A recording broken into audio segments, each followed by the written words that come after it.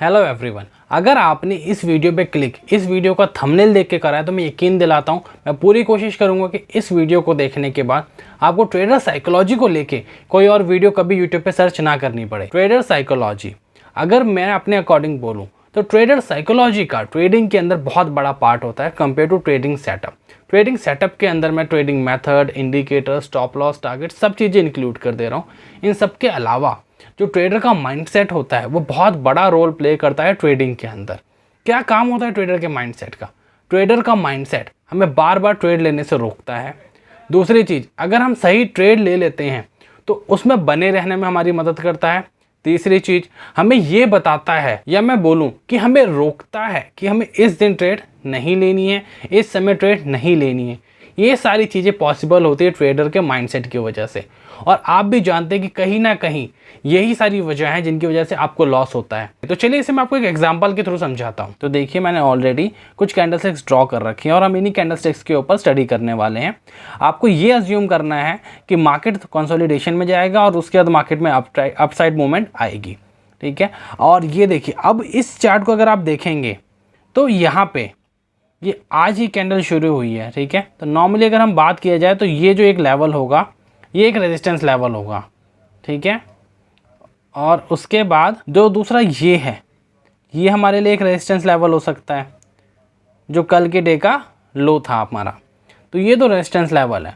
और ये अगर आप इसे मान लेते, चलिए ये मान लेते हैं हम हाई है, ये कल के डे का हाई था, एक लेवल हमने ये मान लिया। तो मतलब कि ये है कि अगर अब इंट्राडे में मूवमेंट आती है तो जो हमारा चार्ट है मैक्सिमम इस लेवल तक जा सकता है, यहाँ वाले लेवल तक जा सकता है। उसके बाद उसके अंदर एक पॉसिबल रिवर्सल आ जाए, क्योंकि ये मानते हैं कि इतनी दूर का जो एरिया हो रहा है ये हो रहा है 500 पॉइंट्स का, ठीक है। तो ये इतनी दूर का एरिया पूरा 500 पॉइंट्स का हमने मान लिया। अब मार्केट में यहाँ पे डे ओपन हुआ, ये इतनी बड़ी गिरावट हुई और उसके बाद ये सेकेंड कैंडल बनी जो उसके नीचे तक यहाँ तक गई। तो यहाँ पे बहुत सारे लोगों ने पुट की ट्रेड ले ली हुई। क्यों? क्योंकि इसने फर्स्ट कैंडल का लो ब्रेक कर दिया।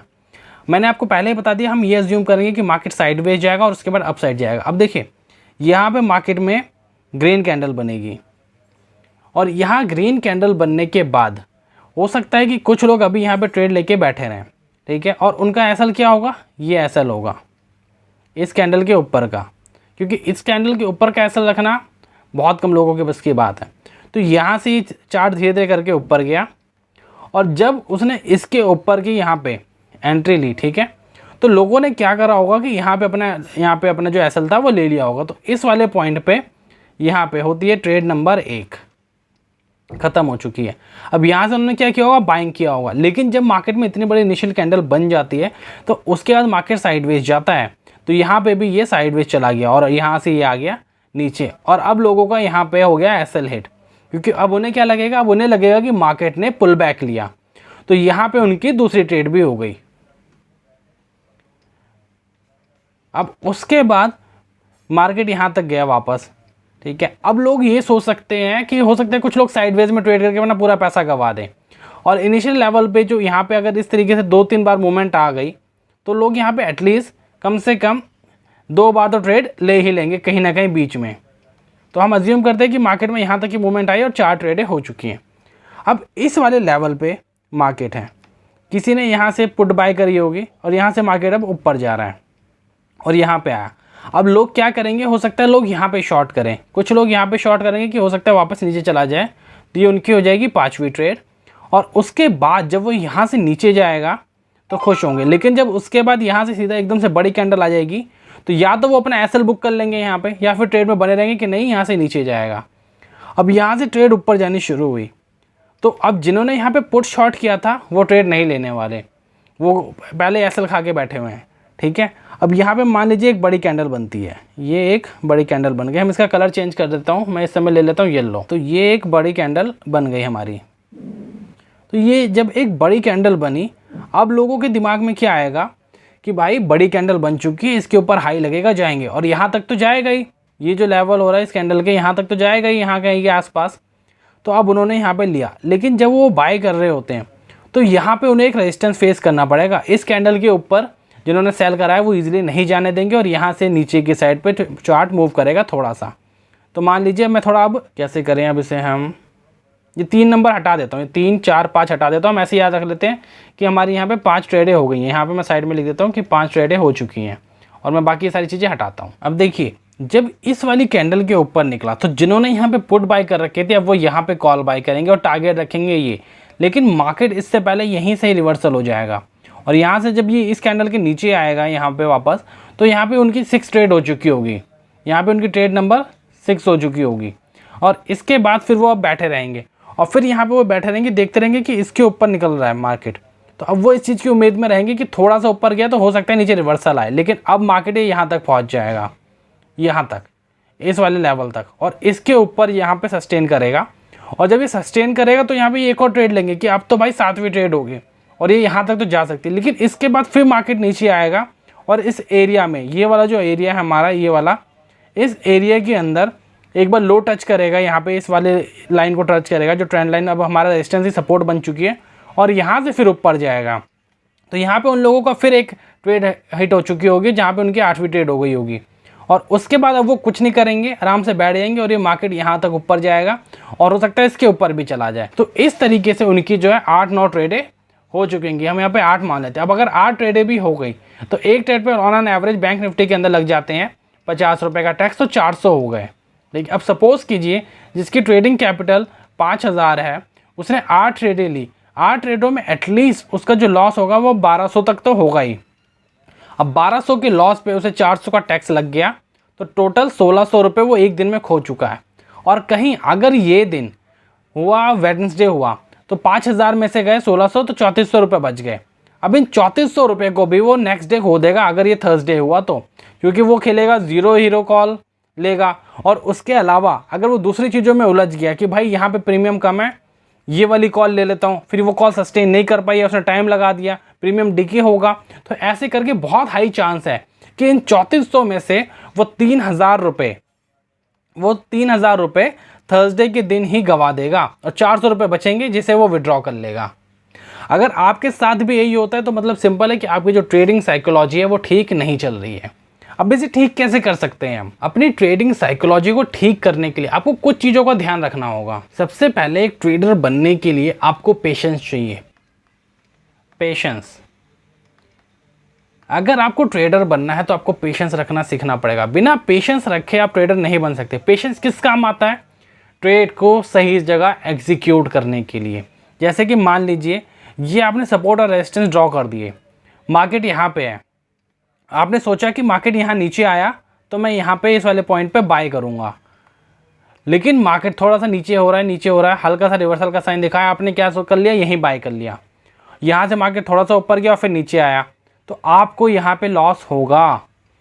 आपने एक ट्रेड ले ली, ठीक है, अब दिन की पहली ट्रेड लॉस हो गया अगर मान लो 500-600 रुपये, तो अब ये 500-600 रुपये रिकवर करने की बात आ जाएगी और इस चक्कर में लॉस और भी ज़्यादा होगा। तो पेशेंस यहाँ काम आता है ट्रेड को सही जगह लेने पे। दूसरी जगह कहाँ काम आता है पेशेंस? जो दूसरी जगह पेशेंस काम आता है वो आता है मल्टीपल ट्रेड्स को अवॉइड करने में। हम यहाँ पे लिखते हैं avoid multiple trades. Multiple trades को अवॉइड करने में कैसे? देखिए, राइट ट्रेड कहाँ होगी? यहाँ पे बाइंग होगी। मल्टीपल ट्रेड कैसे? यहाँ पे एक स्विंग बनाया इसने, आपने ट्रेड नहीं ली। क्यों? आपका सिंपल लॉ था कि अगर मेरे लेवल पे आएगा तब मैं बाय करूँगा, नहीं तो नहीं बाय करूँगा। अब मार्केट यहाँ कितने भी जिगजैग कर ले, हो सकता है मार्केट ये रेंज है, मार्केट इस रेंज के अंदर यहाँ से चल के ऊपर गया, लेकिन यहाँ पे उसने एक छोटी कंसोलिडेशन का जोन और बना दिया। लेकिन आप क्या करेंगे? आप नहीं बाय करेंगे। अगर मार्केट इस लेवल पे आया तभी आप बाय करेंगे, क्योंकि आपको पता है कि मार्केट यहाँ आएगा तो यहाँ से ऊपर जाएगा। तो इस तरह से पेशेंस काम करता है आपको मल्टीपल ट्रेड से बचाने के लिए। और थर्ड चीज़ जहाँ पे पेशेंस मदद करता है वो है बिग प्रॉफिट लेने में। बिना पेशेंस के आप बिग प्रॉफिट नहीं ले सकते। क्यों नहीं ले सकते? क्योंकि बिग प्रॉफिट हमेशा ऐसे नहीं आते हैं कि सीधा मार्केट ऊपर चला गया और आपको बिग प्रॉफिट मिल गया। बिग प्रॉफिट आते हैं ऐसे, अगर बिग प्रॉफिट देना है ना मार्केट को तो वो 50% तक का रिट्रेसमेंट करता है और उसके बाद जाके ये वापस मूव ऐसे देता है, तभी आपको बिग प्रॉफिट मिल पाएंगे पेशेंस में। नहीं तो अगर आपके पास पेशेंस नहीं है तो मान लीजिए मार्केट यहाँ से गया, थोड़ा सा डिप दिखाया, आप एग्जिट कर दोगे यहाँ पे, फिर उसके बाद मार्केट वापस ऊपर जा रहा है, आप ट्रेड ले लोगे फिर यहाँ पे, लेकिन मार्केट फिर नीचे आ गया, फिर आप यहाँ कहीं पे लॉस बुक कर लोगे और फिर जब फाइनली मार्केट ऊपर निकलेगा तो आप कुछ नहीं कर पाओगे। अगर आपको बड़े प्रॉफिट लेने हैं तो पेशेंस रखना पड़ेगा। अगर मार्केट मान लीजिए 100 पॉइंट चला गया और 100 पॉइंट जाने के बाद वो 60% वापस 60 पे आ गया और उसके नीचे की क्लोजिंग दे दी, 60 पे क्लोजिंग दे दी, मतलब जो ये रिट्रेसमेंट है ये फेल होने, मतलब ये सक्सेस होने वाला है। जो मार्केट ऊपर गया था नीचे आ जाएगा। लेकिन अगर मार्केट 100 तक चला गया, ठीक है, और उसके बाद नीचे आता सिर्फ 75 तक और वहाँ से वापस रिवर्सल ले रहा है, मतलब मार्केट के अंदर अभी पोटेंशियल बचा है, वो 70 80 90 पॉइंट और जाएगा। तो ये जो चीज़ होती है, ये जो पेशेंस होता है, ये आपको अचीव करना पड़ेगा। कैसे अचीव होगा? ईजिली अचीव नहीं होने वाला है, किसी की बस की बात नहीं है। 5 महीने 6 महीने 1 साल लगते हैं और बिना टाइम दिए। कुछ लोग आपको बोलेंगे कि 1 महीने का कोर्स करो, 2 महीने का कोर्स करो, हमारा सेटअप ले लो, हमारा ये ले लो, कुछ भी ले लो आप। ये पेशेंस आपको कोई खरीद के नहीं दे सकता, आप कहीं से खरीद नहीं सकते, आपको खुद गेन करना पड़ेगा। तो पहली चीज़ तो हो गई पेशेंस। दूसरी चीज़ है कैपिटल मैनेजमेंट। बिना कैपिटल को मैनेज करे किसी भी इंसान की साइकोलॉजी ठीक नहीं हो सकती। आपके पास 5,000 रुपये हैं, 5,000 में आप क्या कर लोगे?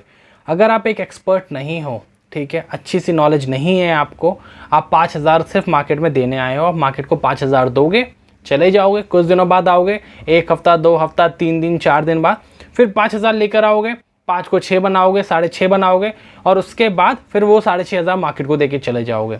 यही करने वाले हो। तो दूसरी चीज़ हो गई कैपिटल मैनेजमेंट। कैपिटल कैसे मैनेज करनी है? सपोज करो आपका वो मिनिमम कैपिटल आपने रखी 40,000। देखिए, ऑप्शन बाइंग के लिए 40,000 50,000 कैपिटल रखनी पड़ेगी। इससे कम कैपिटल आप लेके आते हो तो ट्रेडिंग मुश्किल होगी। अगर आप 40,000 रखते हो तो इस 40,000 के अंदर आप 4 मंथ कर पाओगे। कैसे? देखो, 40,000 को डिवाइड करो 4 पार्ट्स में। हर पार्ट में हो गई आपकी 10K की कैपिटल, ठीक है। हर में आपकी 10K की कैपिटल हो चुकी है। अब ये 10K की कैपिटल 1 मंथ की है, जैसे आप मार्केट को दे सकते हो। 1 महीने में मैक्सिमम कैपिटल आप 10,000 दे रहे हो। आपको ट्रेडिंग कितने लॉट से करनी है?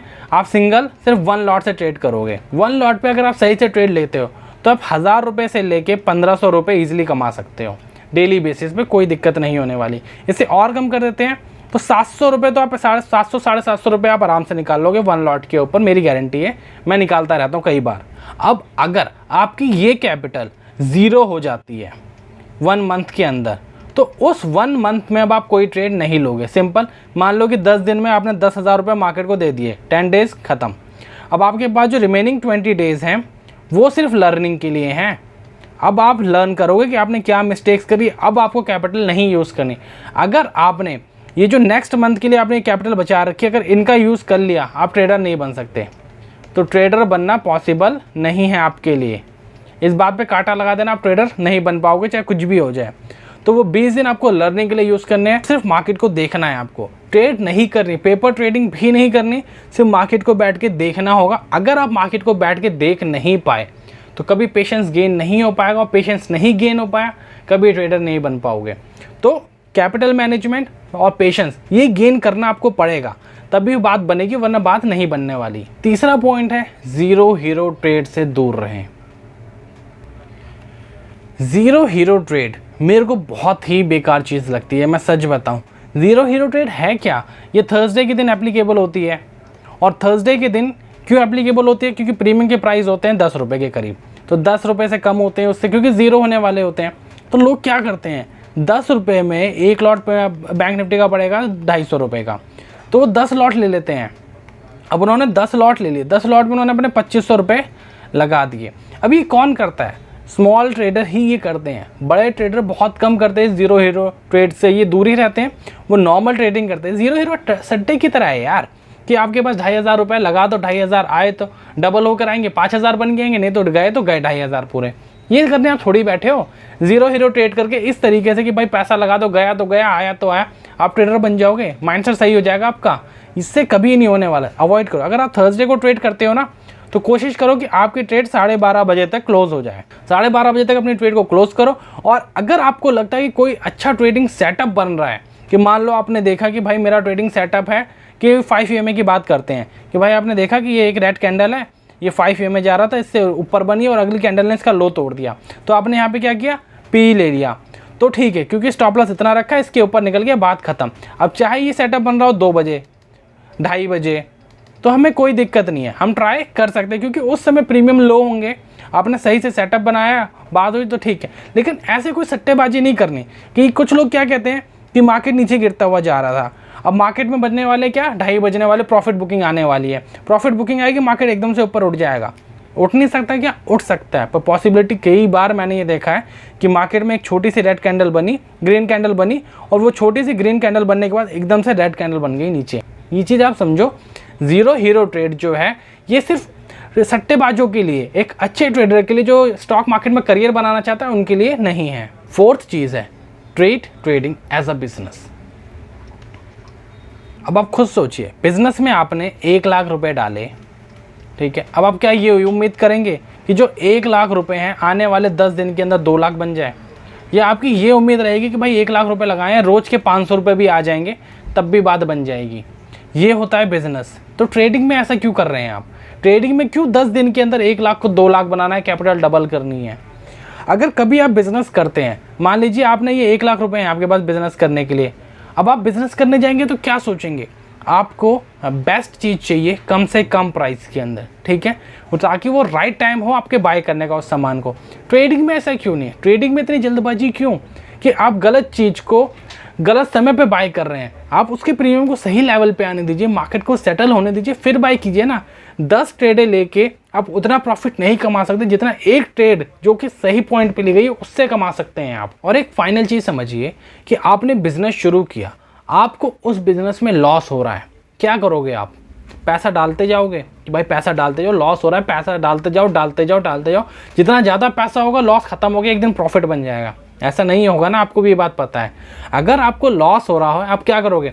पैसा डालना सबसे पहले बंद करोगे और ये रीज़न पता करने की कोशिश करोगे कि लॉस क्यों हो रहा है। फिर ये सोचोगे क्या मैं इस चीज़ को ठीक कर सकता हूँ? नहीं कर सकते तो वो बिज़नेस बंद कर दोगे और किसी और चीज़ में मूव हो जाओगे, ठीक है। तो ट्रेडिंग में भी यही करो ना। अगर आप ट्रेडर बनने की कोशिश कर रहे हो, आपने देखा कि भाई मैं ट्रेडिंग नहीं कर पा रहा हूँ, तो छोड़ो ना ट्रेडिंग। क्या ज़रूरत है ट्रेडिंग करने की? ट्रेडिंग की जगह इन्वेस्टर बन जाओ। Short term investor, long term investor, mid term investor. क्या ये पैसा नहीं कमाते? मैंने 1 साल के अंदर, आपने मेरे यूएस स्टॉक के पोर्टफोलियो की वो देखी होगी, मैंने छोटी शॉर्ट वीडियो बनाया था, उसमें आप देखोगे तो मैंने कुछ स्टॉक्स में 100% से ज़्यादा प्रॉफिट कमाया और 20-30% प्रॉफिट नॉर्मल था। तो इन्वेस्टिंग में भी पैसा बनता है। आपको बस अच्छे स्टॉक्स को राइट समय पे पिक करना है और कुछ नहीं करना होता है इन्वेस्टिंग के अंदर। बहुत ईजी है इन्वेस्टिंग, ना ही कोई इंडिकेटर की ज़रूरत है, बस एक कॉमन सेंस चाहिए आपको। वीडियो बहुत लंबी हो चुकी है तो सिर्फ 2 छोटे छोटे पॉइंट बता के वीडियो को ख़त्म करते हैं, क्योंकि लोग बहुत लंबी वीडियो देखना नहीं चाहते। अगर वीडियो से नॉलेज भी मिल रही है ना, तब भी वो बोर हो जाएंगे और बंद करके चले जाएंगे। तो देखिए, मैं इसे 2 छोटे पॉइंट में कवर करता हूँ। सबसे पहले, ट्रेडिंग ईजी नहीं है, ट्रेडिंग में टाइम लगने वाला है। तो आप सोचोगे कि 1 महीना 2 महीना कोई ट्रेडिंग सेटअप बाय करके किसी का इंडिकेटर खरीद के आप वीडियो बना लोगे, पॉसिबल नहीं है। दूसरी चीज़, बैक टेस्टिंग। देखिए, बैक टेस्टिंग में यूजली मना करता हूँ। क्यों? क्योंकि आपके पास अगर फ्रंट टेस्ट करने का टाइम है तो आप फ्रंट टेस्ट करो, लेकिन अगर नहीं है तो बैक टेस्ट करो। और बैक टेस्ट में क्या करना है आपको? एक पेन लेना है और एक पेपर लेना है। वहाँ पे आपको जब जब वो स्ट्रैटेजी या कोई चीज़ प्रॉफिट दे रही है, वो पॉइंट लिखना है कि अच्छा ये रेजिस्टेंस के पास आई, ये कैंडल बनी, इसका हाई टूटा तो मार्केट ऊपर गया। अब आप इसकी चेकलिस्ट बना लो ट्रेड लेने से पहले कि यहाँ पे आपने एक बॉक्स बना लिया है, वहाँ पे क्या मार्केट सपोर्ट पे है तो आपने वहाँ पे टिक कर दिया हाँ सपोर्ट पे है। क्या यहाँ पे कोई वैसी फेवरेबल कैंडल बन रही है तो आपने टिक कर दिया कि हाँ फेवरेबल कैंडल बन रही है। क्या आप उसके साथ आपने कुछ और ऐड कर रखा हो? मान लो आपने EMA ऐड कर रखा हो कि क्या लाइन EMA के ऊपर है, हाँ ऊपर है, आपकी सारी कंडीशनें फुलफिल हो गई। अब इन 3, 4, 5 चीज़ों को, मान लीजिए आपने मैक्सिमम से मैक्सिमम 7 चीज़ें रख ली कि भाई मेरे को तो एक ऐसी ट्रेड चाहिए जो 80% के करीब प्रॉफिट दे के जाए। आपने 7 चीज़ों की चेकलिस्ट बना ली। उन 7 चीज़ों को चेक करने में कितना टाइम लगेगा? 30 सेकंड।